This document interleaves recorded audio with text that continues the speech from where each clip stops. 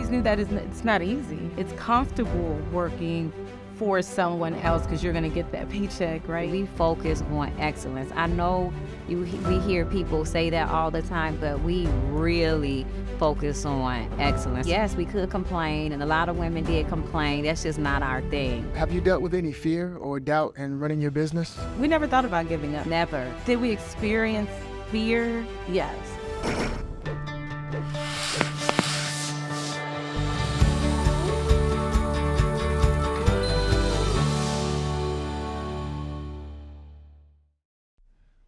I'm Khalil Mack, Director, APEX Accelerators for the Department of Defense Office of Small Business Programs. Welcome to the first in a series of American success stories powered by APEX Accelerators. Our first success story is Arlo Solutions, a DC-based cybersecurity firm who's been in business for 9 years.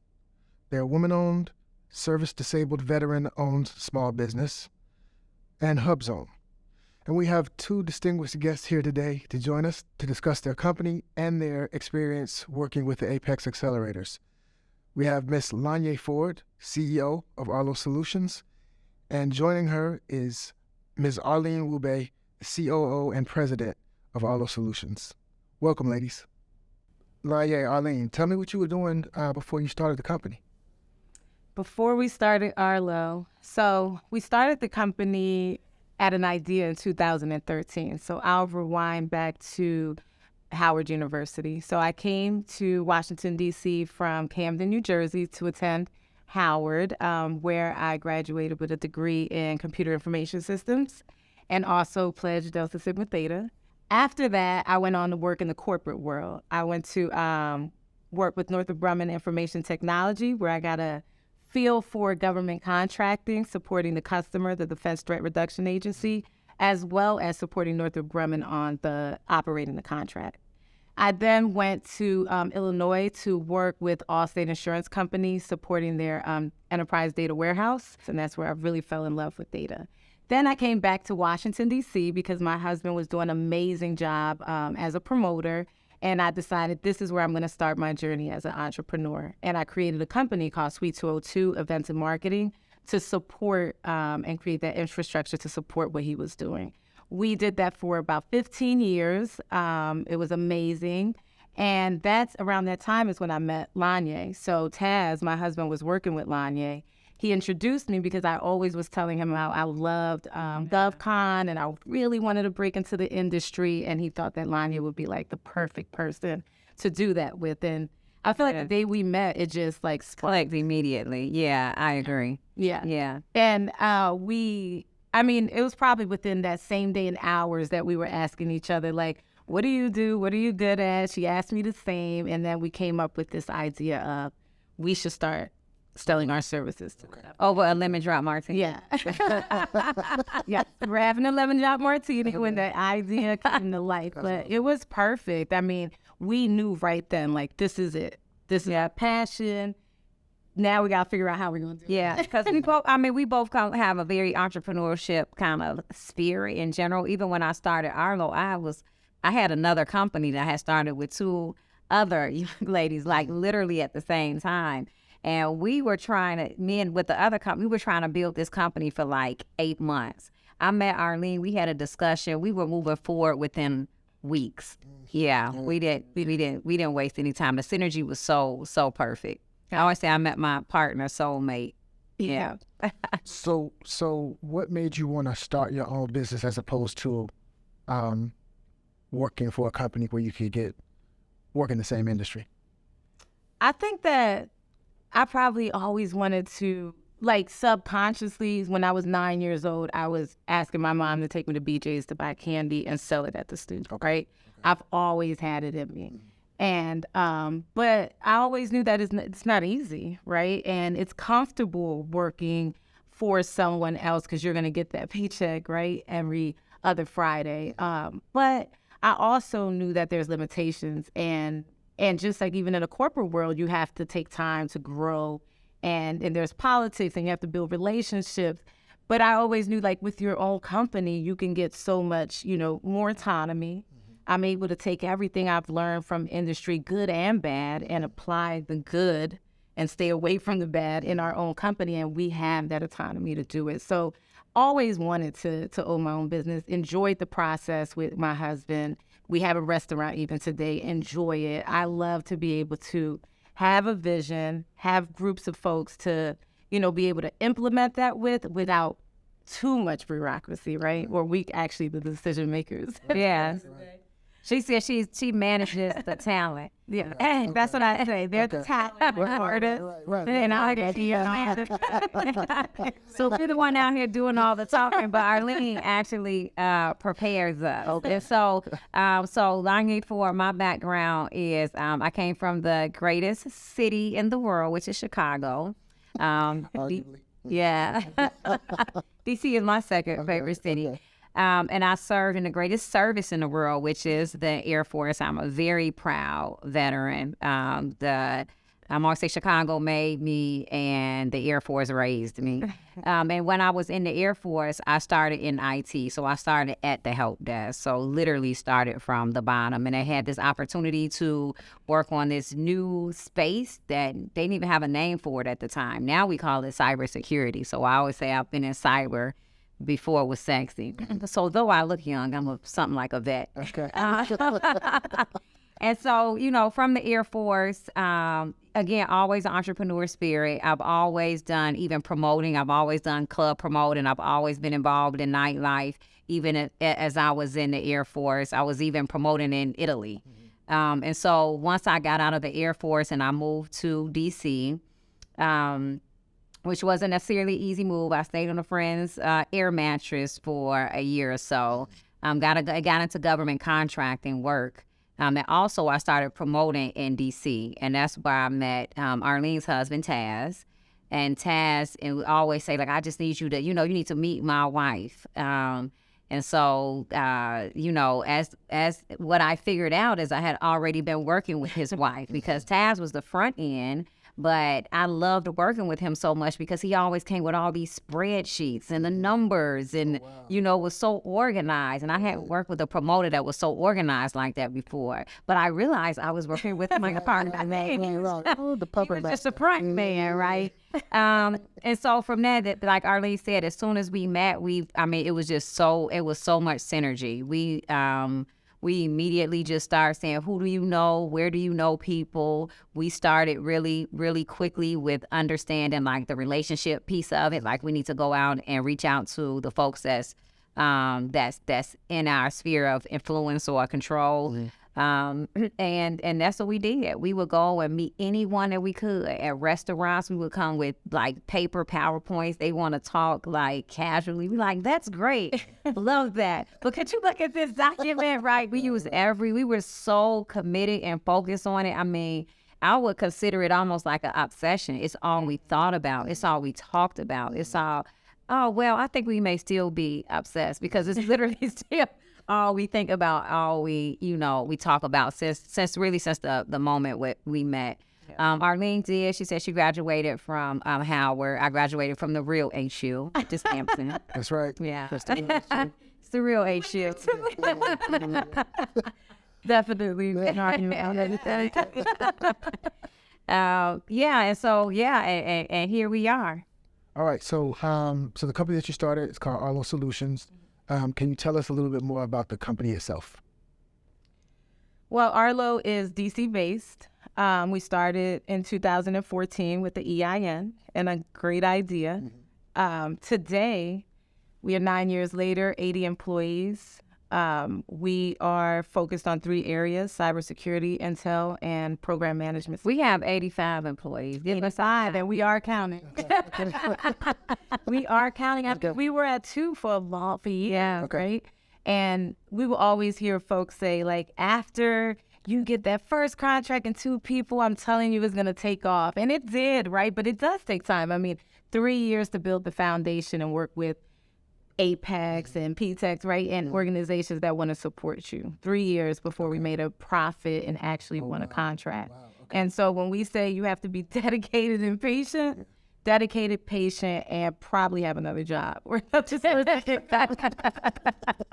Yes, we didn't pay ourselves for 4.5 years. Even once we got our first contract, all of our employees, though, I'm not sure if they knew it, they were making more than us. We were literally not paying ourselves. We put every dollar that we had into the company. When we started the company, I was pregnant. After I had my son, I quit my job because, in 1 year, Arlo was going to be amazing. I was going to be rich and flying on private jets, of course. And then 1 year later, I had to sell my property. I've depleted all of my savings, and it was clear I needed to go back to work. And so I went back to work. Arlene still worked on the business full time. And again, we weren't even bringing in any income. So, and again, everything that we got, we put it back into our company because we could not get any funding. And we knew early on that we didn't want anyone else to have ownership in our company. So there was people who wanted to invest for part ownership. Even at the time, we didn't have anything, and we still knew that we wanted to own and control our company. And that is a slow way to grow also, right? We were steady and stable, but very, very slow and intentional. Is most of your business cybersecurity related? Would you consider Arlo Solutions a cybersecurity firm? I would like to say yes. Okay. Because that's the vision. Okay. Right. That's The long game. We know the hard part to penetrate, although we're in it. Yeah. And cyber is my background, so I'm very passionate about it. Okay. And I could literally talk your head off about cybersecurity and our focus there. Cybersecurity for us, because we do cyber in what I would consider a very complex environment, we're doing very DOD ACAT 1 level systems, so that makes sense to the listeners. But we're looking at innovative cyber. So we're looking at specific cyber is like saying that you are a doctor or are you a physician. Are you a pediatrician or are you a brain surgeon? Mm-hmm. That's how large the cyber domain is. We do GRC, which is governance, risk, and compliance. And specifically, we focus on how do you assess and authorize systems before they get on a network. Okay. And so we had done some very innovative things with the Air Force. I was in the Air Force, so that's really where we started. And I have a true passion for DoD. So even when I talk about DoD as a client, you hear me always say we. Right? I don't look at it like the government versus the contractor. And I even tell my government clients, no, this is a waste of money, even if it's for us, because I'm so, not cliche, literally, I am so passionate about our mission and where cyber has gone. And so we started with that. But again, because there's such large programs and difficult to get in, that one has moved slow, but very intentional. And so we have built some processes for the Air Force, like Fast Track ATO is how you streamline authorization. It decreased the time to authorization from a 9 months to 5 weeks.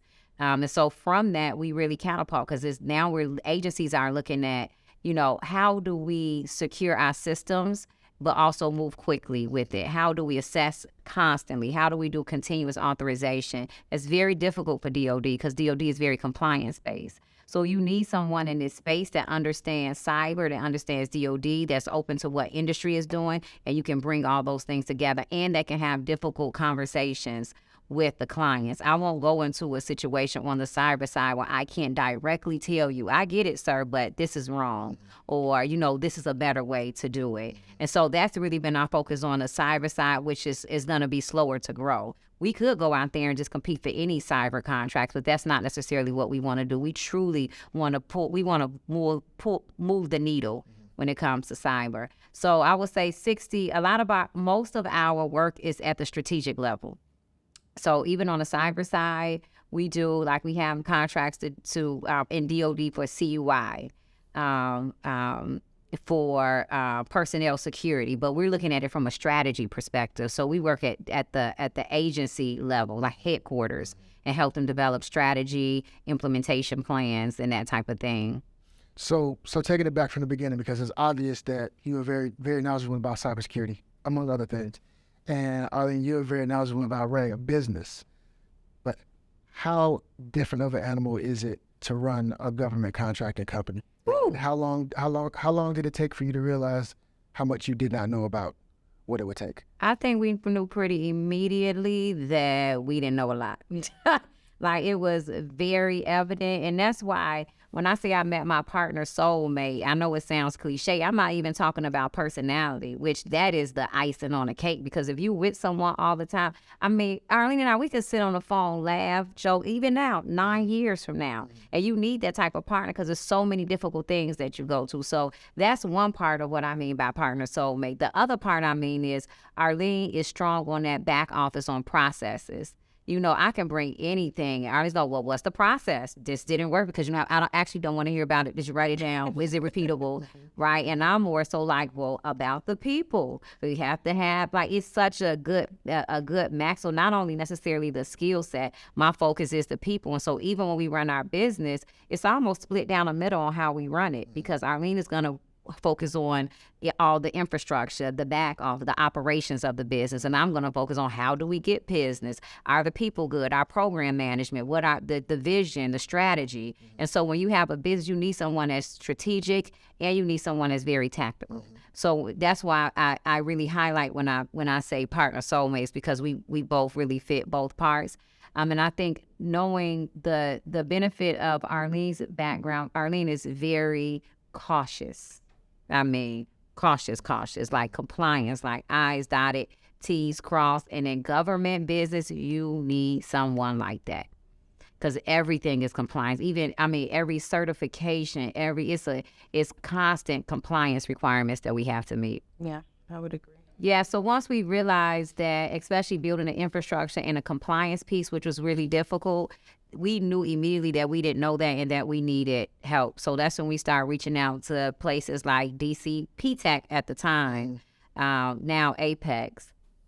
Exactly. So we went and, I mean, once we decided, all right, this is our plan, this is our idea, this is what we're going to try to go after, but now we have to figure out how to get in front of the client, which is, right, that's like the hardest part, but the part you need. And so Google, talking to people, and Google was like our big friend at the time. I have a PhD in Google. And that's how we learned of SBA, and that SBA housed DSLBD and PTAC and the APEX, and that they were there to help people like us. It was like, wow, I've been an entrepreneur, right, for 15 years, operating a small events and marketing company, and up the street where we live at was a whole building that's there specifically to help people like us. Okay, absolutely. That was that entry into the industry, and having the SBA, PTAC, the SBA, that organization was pivotal. Yeah. Because it was like, all right, we have this great, I mean, we had a plan written down, phase 1, phase 2, phase 3, but it was like, okay, this is where we need to start. Absolutely. And it gave us a lot of confidence after that. I mean, yes, because now we know we don't, like, it's for sure, we don't know a lot of stuff, Right. but we have the skill, and we're going to take a year or two to figure this out and learn it. So we knew the first 2 years, like, we're going to learn as much as we can. And we were like, we're going to take our idea on a tour with our friends and anybody they can get to the table. And we did. We would call, like, who you got, and let's take them to dinner. Let's just meet them anywhere they're at to talk about this idea. I mean, even my mom was like, what? Exactly. It was like crowdfunding, but without the money. Yeah, Like when just wanted them to buy in. And people did. They were like, go ahead, that's what y'all want. Great. But if we're like, no, this isn't, like, you're going to hear about this again. We're just letting you know we're going out there, and this is what we're going to do. And then when people, they were trying to be helpful, like, oh, you can do simple acquisitions. We know people, we can give you a contract for $10,000. Oh, and let me tell you what broke Arlene and Lanya did. We don't want your contract for $10,000. Even at that time, it was like, we are going after millions. I don't want you to look at me in that way. And I don't want to put our brain thinking that we want to go after $10,000 contract. That was our way. I'm not saying that everyone has a way, an entry, but we also felt like it takes me just as long to focus on a $10,000 opportunity that it would take me to focus on a $10 million. So I'd rather fail at these $10 million for a couple of years, and then we'll, and we learned from that. But we did. We were at DC PTAC like a job every week, and I'm talking literal. We are like the poster child of free SBA services, and we held everybody at PTAC, SBA account. We was going to say, it says on your signature block, you are supposed to help me. We don't know exactly what help we need, but we know we need help. We would literally walk into the office, sign our name, and just speak to people. Until they figured out we were not going anywhere. They're like, okay, here they come again. So you mentioned that you realized that there was a PTAC and some other resources up the street from you that could give you the help that you needed or that you were seeking at no cost. Yeah. Can you give me an idea of what your experience was like working with them, what they did for you? A lot.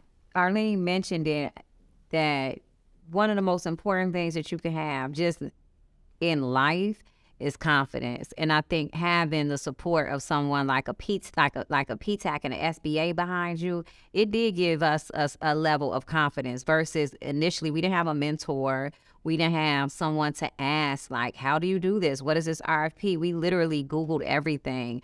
And let me tell you, in 9 years, Google has come a long way. Because even then, it was still hard to find information. So going into PTAC, even when we didn't understand or when people turned us down or when we were going to submit an RFP, we were going to PTAC and say, could you review this for us? We're not, or we did this incorrectly. Can you tell me why it was so bad? And we made relationships. That statement that people like to do business with people that they like is so true. We knew we were working with the individual, Sheila Edmondson. I always name drop her because she's stuck even to this day.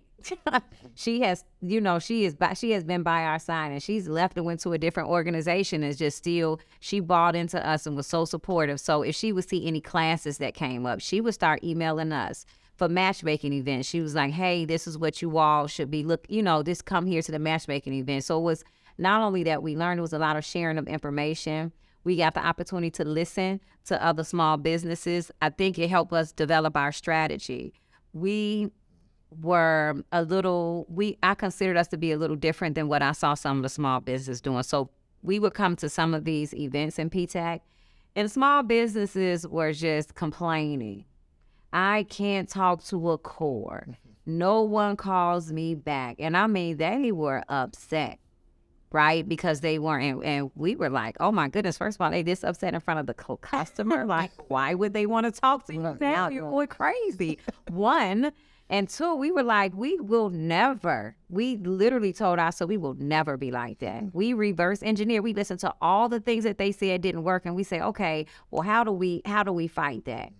So we decided, okay, if the cores, if they don't want to talk to us, let's go partner with large businesses. Oh, do y'all want to talk to Booz and Deloitte? And so we changed our marketing strategy to these large companies became our clients just like the government did. So how we were going to give capability statements just to the government, we would go give capability briefs to these larger companies because they would have these large IT contracts. We just wanted that small piece that was cyber. And we understood you got to pay to play in this game. That's just reality. So then we said, okay, we'll go find the opportunity. We'll go find the customer. And the customer said, we have no way to get to you. You don't have any past performance.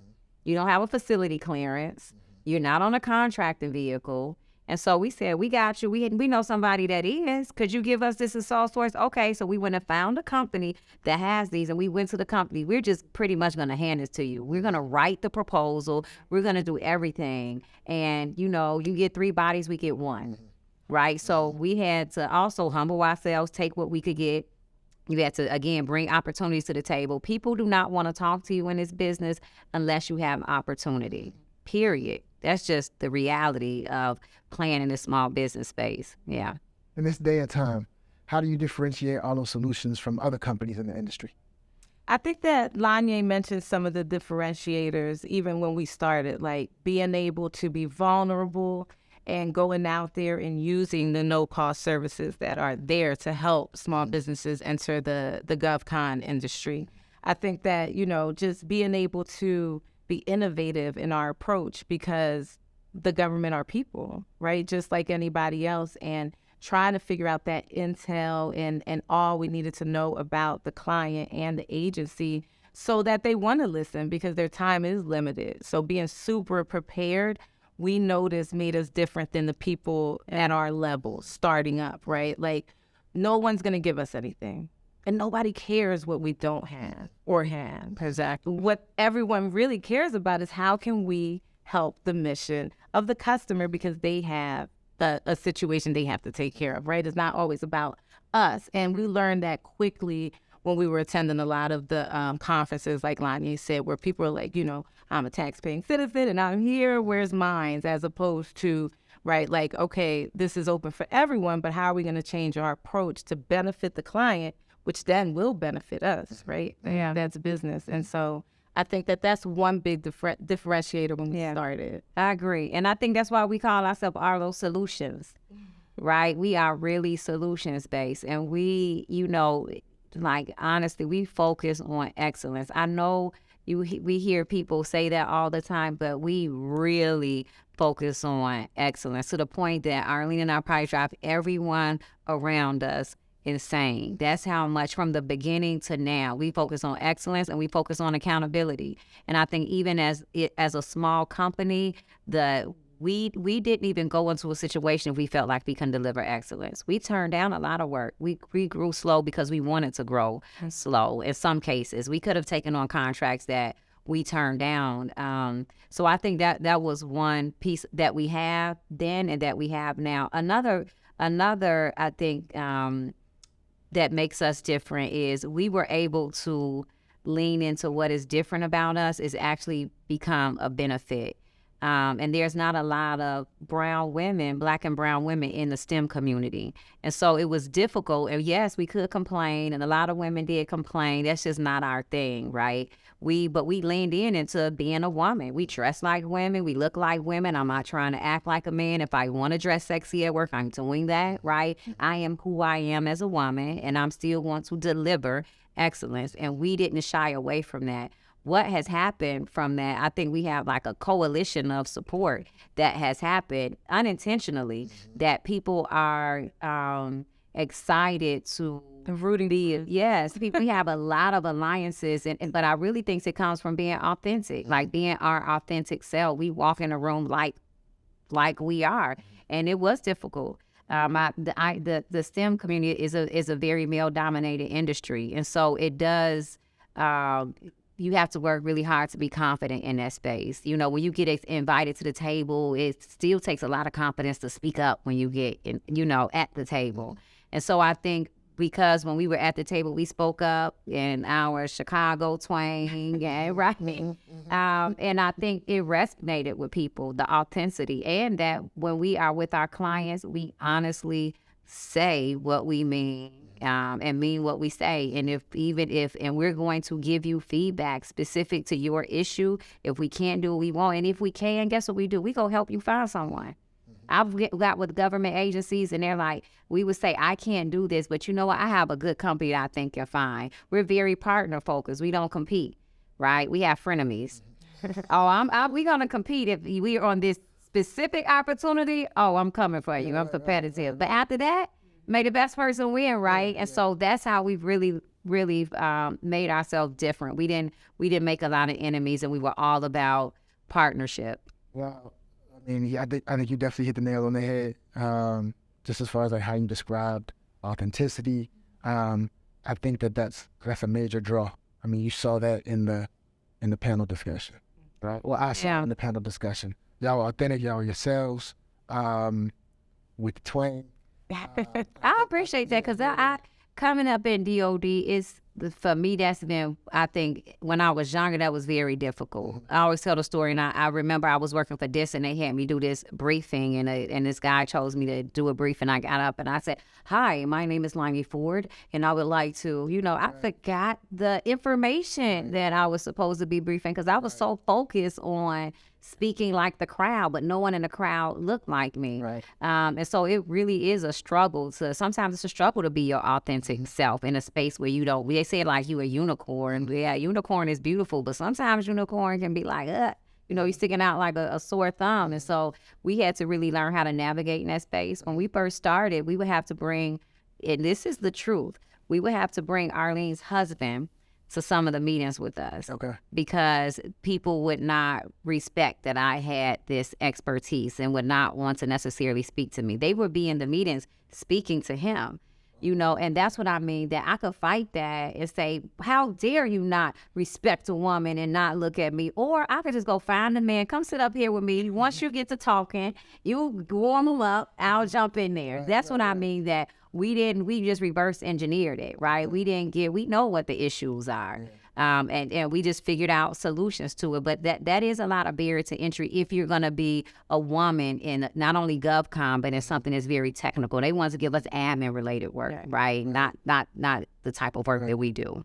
Now, speaking of being a woman, are you like certified woman-owned small business, HubZone? What certifications do you have? Yep, we're women-owned, service-disabled veteran. HubZone, but we actually placed that one on hold this year. We can always open it back up. That's a hard certification to keep. Yes. For the type of work. Side note, work on the HubZone certification because it's difficult to have a HubZone certification as you grow. And if you're in very highly specialized industries. Okay. Take that back as a note, director. Action taken. All right. How does your business look different now versus 5 years ago? Oh, wow. Big difference. We actually have revenue now. Okay. We making a little money, making a little profit. Okay. Confident, Okay. right? We've learned so much in these last 5 years. And I think we have done a really great job at scaling and using systems. So, when you start a business, you are everything. I think Arlene was the accountant, marketing, compliance. I was like BD, programs, recruitment. So we had to play every position in our company. We did it ourselves. And now, fast forward 5 years, we don't necessarily have to do that. But the benefit of doing that is we know how to hire the right folks. We know what our expectations are, and we are going to hold you accountable. We joke because we are very casual people, so people love to come work with us. We're going to have a good time. Let me tell you. We have fun, but let me tell you what else. We are hardcore. I'm not even going to, we are hardcore. And so the people that work for us, they have to be ready for that type of energy. We're going to have a good time, but we're going to work you hard. But I think now we've been able to scale a lot better. We have a lot of systems in place. When you first start, you're just doing it. Now we get repeatable processes. We have at director level. So I think the major difference is really our infrastructure and our ability to be repeatable. And we took a lot of time in the beginning, like those first 2 years where we're learning the industry. We were also setting up the infrastructure without employees.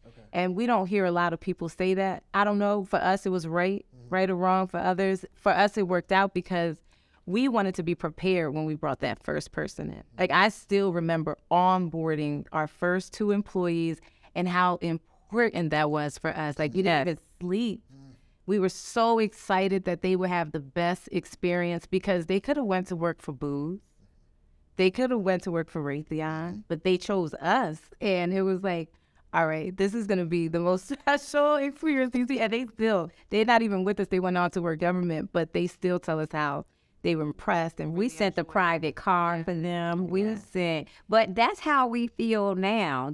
I think that's a something that's different. We are very appreciative. Not like we are appreciative. We appreciate that our employees choose us. They don't have to. We have a very high retention. We have people now saying, how is your retention rate so high, right? And it's really showing people appreciate, but we literally appreciate them. And I think we carried that on even to now. So we were even able to scale the feeling. People are able to scale like the systems, but it's very difficult as you get a larger business to scale the feeling and the people and to make sure people feel appreciated and respected. And so I think that has also been something that's made us different. And I think small businesses too, because I think back, that was really hard. Like, you're excited to win your first contract, but how do you get the right people in place. And we had our 401k for the company set up, even when you're supposed to have at least 4 people, right? It's only 2 of us, so we had to be innovative. In order to set up a benefits plan for a company, you have to have 4 people. It was only 2 of us. So it was a lot of things we had to be really innovative to figure out in order to have all these things in place when we brought in our first employee. Okay. And that's not easy. And a lot of times you're going to call these big companies and they're going to say, you're not in, you don't fit this place right now. I mean, she even told the story about ADP working with us now. They didn't want to give it to us. They're like, you're going to waste your money. But for us, it's like some people are going to pay for schooling to learn this and get another degree. We're going to pay to get this infrastructure. We're going to learn it. We're going to set it up. We're going to know that I mean, we could probably go sell ADP workforce now at this point. But it allowed us to really enjoy the experience of onboarding our people, because we're not now trying to figure it out. We were going to win a contract. We knew that because we were in it. We were going to wait it out. But it was just such a more better experience because you're going to have all these other issues, all these other things you need, the insurances and all these things. So as much as you can prepare up front, I think for us was very beneficial.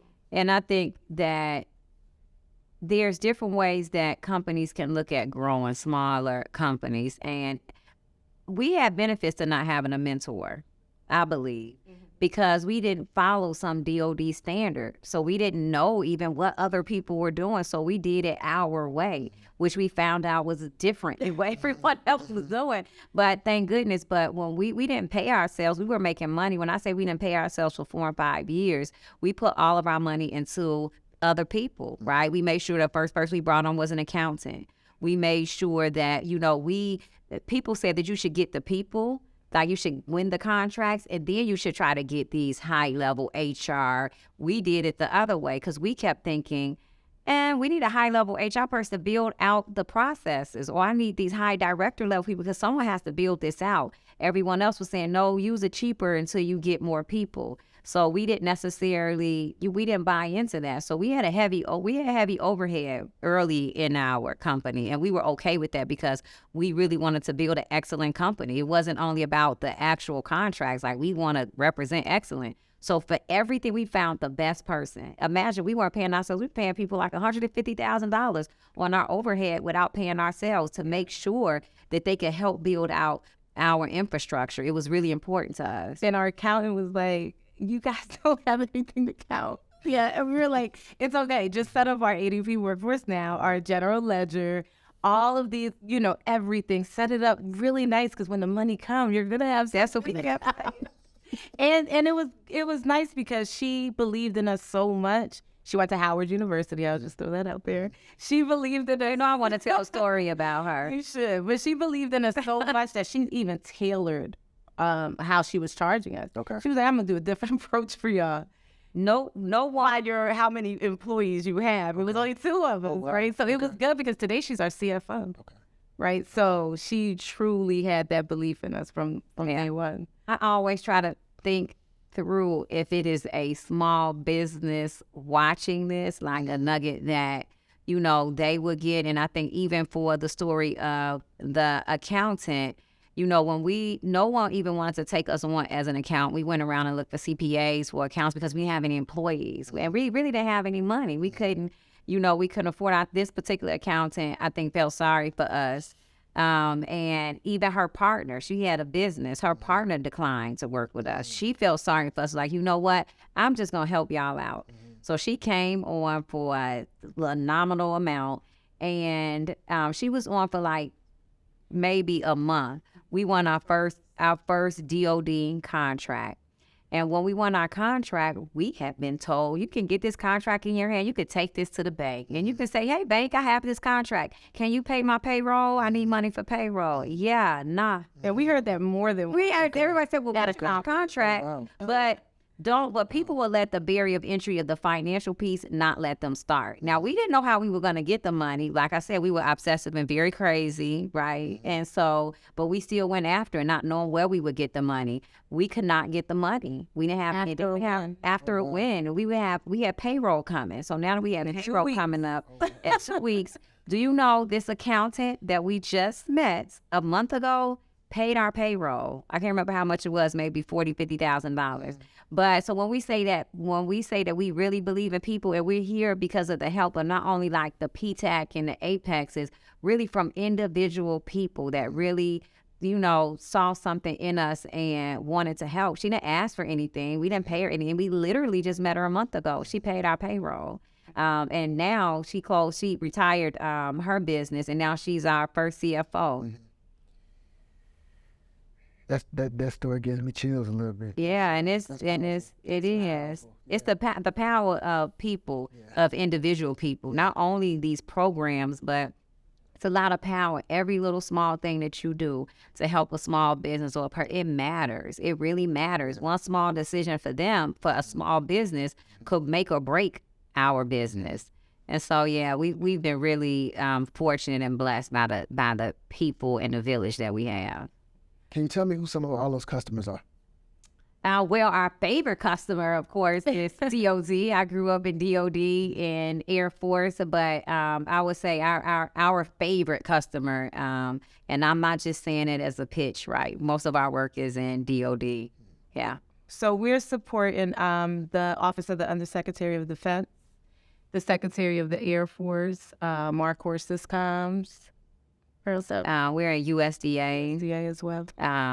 We're at DOD, OUSD, Intel and Security, OUSD INS, and OUSD Warfighter Support.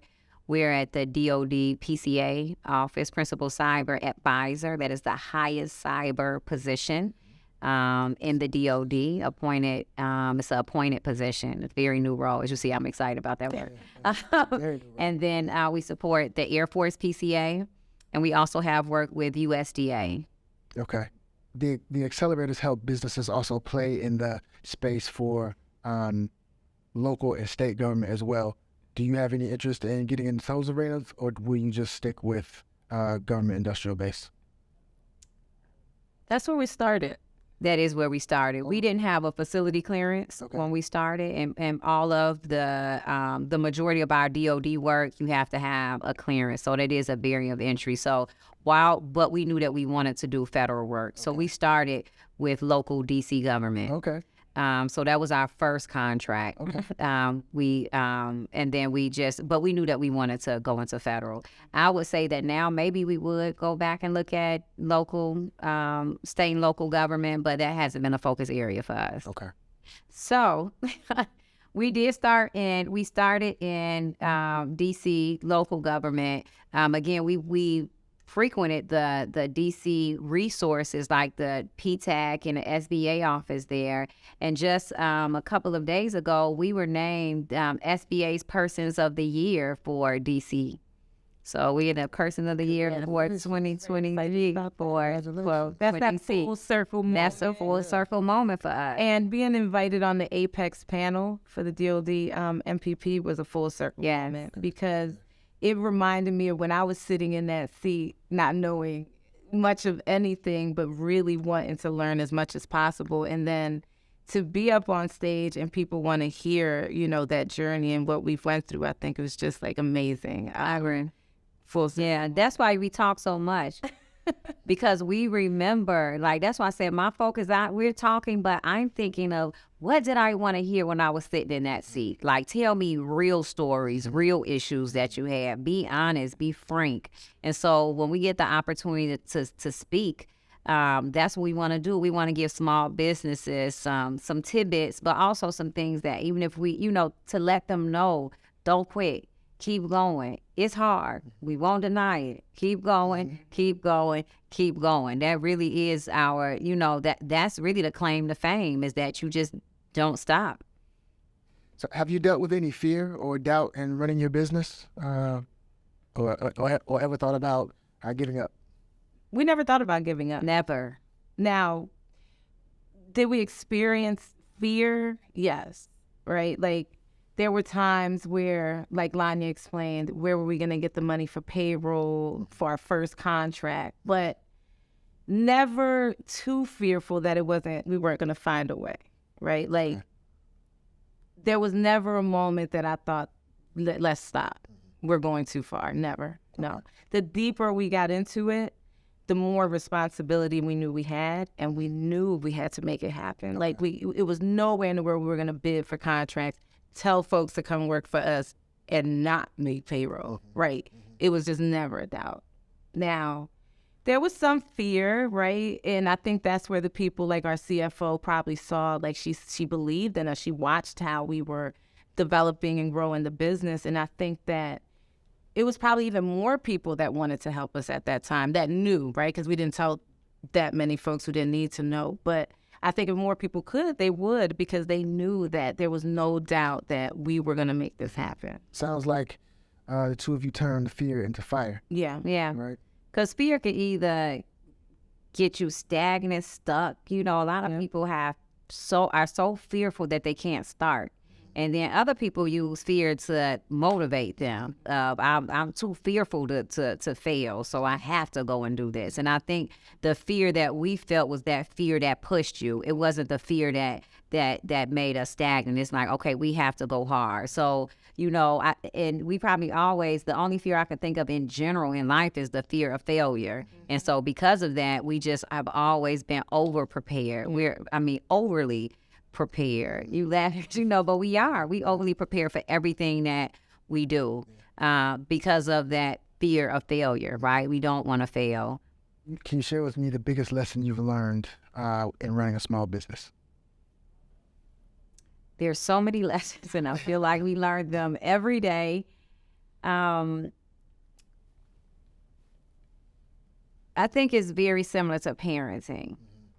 That there is no handbook to parenting. I don't care what you read or how someone else parent their child.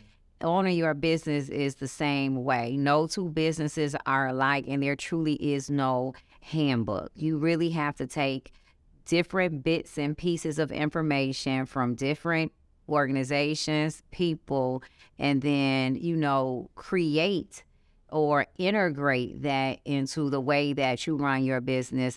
I would also say it's a lot to be said for your gut that I think people don't value, right? It's because when you first start a business, you don't have the systems and the dashboards and all the information and all. So you really have to make a lot of quick, really gut decisions. So I think really listening to your gut, because your gut really is giving you some, you know, is giving you, is directing you, but it's really truly based off, you know, past situations you've been in, past people that you met. Your gut is telling you, hey, you know, think about it this way. Really zone into your gut feelings.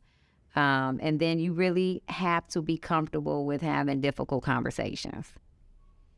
Having difficult conversations is truly the way that you push your business together. I think as females, it's sometimes hard for us to represent ourselves based off, to me, a lack of confidence. It's hard sometimes to speak up for ourselves. It's difficulty negotiating in this business. I know I keep bringing that up because, I mean, half of what I do is negotiating. I'm in negotiating with the employees, with the clients. You negotiate with new business partners. It's a lot of negotiation. If you don't know how to stand firm, respectfully, ethically be partners and have those hard conversations, it'll make this business very difficult. One thing I've learned operating a business is that you're not going to, like you say, have all the answers, but being as prepared as possible, learning, researching as much as you can. And when something doesn't go right, it could be any topic from income tax to reporting to just fix it, right? And start over. Every day is a new opportunity to start over, to get things right. Every day you're not going to know everything, and sometimes you learn through trial and tribulation. But the good thing is that you always have that chance to go back, learn, right, fix it, do it the right way, because every day is a chance to do that, and you're not going to always get it 100%. And take the time. We're working on this. When you have a win, take a moment to celebrate yourself, because small business ownership is so difficult that We don't sit now that we're talking to you, we kind of sit down and we like, oh, let's think about this. Let's have we did this. Oh, let's talk about these clients that we have. We really don't sit and do that because you're always on a mission, like go, go, go, go, that you don't take the time to just say, oh, wow, I did that. We do a really good job of humbling ourselves and being humble and thanking all the people. But I want to thank my partner and myself. We work hard on this, and I think that small business need to think that way too. Really celebrate yourself. Don't wait for someone to clap for you. For your own small wins, celebrate yourself. What will you never compromise on with your business? I wouldn't say, and I hate to say things that sound so cliche, but it's just so true. We are a very ethical business. I mean, we are very ethical. We're very transparent, and that's the area we do not compromise in. Even with partners, we've had large companies, and I definitely won't name the names, and we may have an agreement on paper, and we come back to them, and when we are ready to implement this agreement, and it's like, oh, okay, so you changed up a little bit, large business, or you wanted to use us, in this way, when you told us, when you brought us in, that we would play this part on the contract, or we would get this, this work share. And once you win a contract, things may change because the large company has already used your designations, and now it's time for you to implement. So now they come to you and say, hey, I want to implement this way. Nope. And actually, I don't even want to be your partner anymore. We do not work that way. That is unethical. And I said, as a small business, and we talk, that's what I mean about hard conversations. And I say this to them. As a small business, there's always going to be ways that you can get us. We don't have a 15-person, 15 lawyers sitting here to review all of our paperwork. So if you're going to talk to us about what's in this document, in this contract, and this is going to be your way to kind of catch us up, I'm not working with you. Do whatever you would like to do with that. It's not ethical. And so we take a hard stance. And even if it's things that we committed to do for the government, and let's say if it costs us more, we have went red on contracts, literally, because we told the government that we would do this, and it would be non-ethical of us to now pull back and not do it, even if that means we have to put another person on on a contract and we go red. And these are real examples. And I think that has also grown our employees look at that like, wow. You're gonna, you have this contract, so for a year, you're not gonna take any profit. No, guess what? Maybe we did the incorrect thing on our pricing, but that was on us, not the government. And we committed to someone that we would do this. It's not ethical of us not to follow through. So we take ethics very serious. Even with employees, we give a lot of chances, except if it's, okay, you're being unethical. Even that's really what we say. Okay, you can talk to if they're being unethical. That's a no-go for us. Other than that, we can compromise, we can talk, we can coach you. So I think that we don't compromise on being ethical or ethics. So as a final question, is there any advice you'd like to give companies who are trying to follow in your footsteps and break in the door of the government industrial base? The one advice I would give is do not associate with people who do not believe in your vision. This is so difficult that you really don't need any naysayers in your ear on what you can and can't do. It is this industrial-based complex is complex to enter. So you want to be around a village that is very, very supportive. And I will also really, truly advise people to use the free resources. Look at what SBA has to offer in their local community, the APEXs, the PTAPs, all of these free resources. Hold these agencies accountable. That is literally what they get paid to do. You can go get a mentor, right? But you can also go to these, these agencies and work with someone who is knowledgeable, who can point you in the right direction, that's there to share information, that's committed to the growth of small business. And it is literally their job. So I would say to really ensure that they use as many free resources and focus on partnerships. If you can't beat them, join them. I would say to those small businesses trying to work with the government to really try to figure out or narrow down the agencies that you want to service, because quickly they'll see how large of the universe it is, and how many clients that there are is enough for everybody, I think, who wants to enter the field. So it's really about narrowing down the agency and the customer, really getting to know them, what they buy, what do they have the money to buy, and tailoring to that customer. Yeah, and one last thing, when you have Marlene mentioned earlier that she manages the talent. You know, that is a funny way to say that she focuses on the back office. So what I would say for small business, if you have a specific skill set that you have, that's great. But either partner with someone, or you're going to have to go out and get someone that can help you on the compliance side. Breaking into government contractor is very compliance heavy. And so you want to have someone that's attention to detail, that can help you get these certifications, that can review contracts for you, that's very compliance based, which that may be different than kind of what your services offer. So really you have to look at it from two different veins. I think that's good advice. Yeah. All right. So, Arlene and Lanye, thank you very much. Thank you for having us. Yeah, thank you for participating in this. I'm genuinely grateful. I've been watching you guys' journey for, I don't know, maybe like 8 years. Yes. And just to see your trajectory is just amazing to me. So I wish you nothing but luck in the future. And we want to thank you, because you have not only been watching our journey, so I think that's saying it very lightly. Okay. You have really been a part of our journey, and it truly, truly means like the world to us. And you've always, put us in positions and places and introducing in small companies like us. That's the only way that we can survive, by folks on the government side reaching out and trying to pull us in. So we're very appreciative. And we really mean that. We're very appreciative for everything that you do for us. I appreciate that.